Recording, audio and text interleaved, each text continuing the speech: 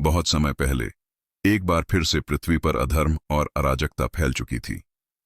मुनि तपस्या में लीन थे, परंतु असुरों का अत्याचार बढ़ गया था। समुद्र में भयावह तूफान उठने लगे थे, पहाड़ हिलने लगे थे और आकाश में अजीब संकेत दिख रहे थे। तब भगवान विष्णु ने देखा कि अब धरती को बचाने का समय आ गया है। एक दिन वैवस्वत मनु, जो इस सृष्टि के पहले मानव थे, नदी में स्नान कर रहे थे। तभी उन्हें अपने हाथों में एक छोटा सा मछली का बच्चा मिला। वह मछली बड़ी विनम्रता से बोली, हे मनु, मेरी रक्षा करो, कोई मुझे खा जाएगा। मनु को उस मछली पर दया आ गई और उन्होंने उसे अपने कमंडल में रख लिया। लेकिन अगले ही दिन वह मछली इतनी बड़ी हो गई कि कमंडल में समा नहीं सकी। मनु ने उसे एक छोटे बर्तन में रखा, परंतु कुछ ही समय में वह बर्तन भी छोटा पड़ गया।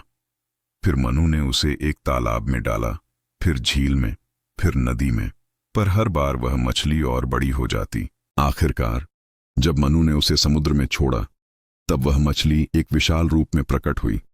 उसके शंख जैसी चमकदार देह थी, माथे पर दिव्य किरणें निकल रही थीं। तब वह बोली, हे मनु, मैं ही हूं विष्णु, सृष्टि का पालनहार। जल्द ही एक महाप्रलय आने वाला है। समस्त पृथ्वी जल में डूब जाएगी, लेकिन तुम एक नौका तैयार करो जिसमें सप्त अर्षि, हर प्रकार के बीज और जीवों के जोड़े रखो, ताकि प्रलय के बाद सृष्टि फिर से जन्म ले सके।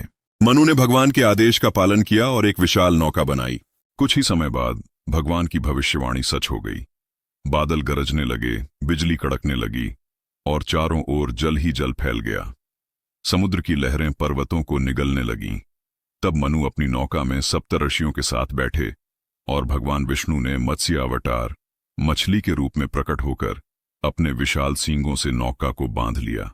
वे प्रचंड लहरों में नौका को सुरक्षित खींचते हुए हिमालय की ऊंचाइयों तक ले गए। नौका में बैठे आर्ष भगवान का ध्यान करने लगे और प्रलय का भय धीरे धीरे शांत हो गया। फिर भगवान ने मनु से कहा, जब यह जल घट जाएगा, तब तुम सब जीवों को पुनः पृथ्वी पर बसाना। यही नई सृष्टि की शुरुआत होगी। जैसे जैसे दिन बीतते गए, जल धीरे धीरे घटा और पृथ्वी फिर से दिखाई देने लगी।